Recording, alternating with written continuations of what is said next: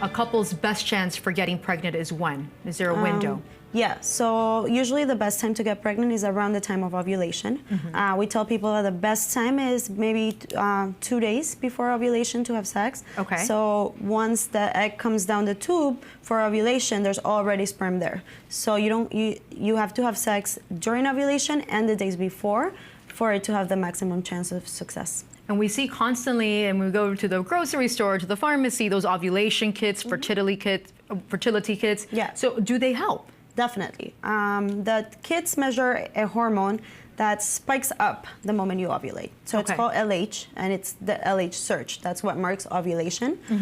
So that's what the kit measures. So the kit measures the moment you're ovulating, and it's definitely a good idea to do it every month if you're trying to get pregnant. And how does it work? Because I know that they always say the morning, your first morning urine is the best or the strongest. Is Correct. that true? Yes. So when you wake up in the morning, and then you just have to pee on the stick. It's just like a pregnancy test, and then that's it.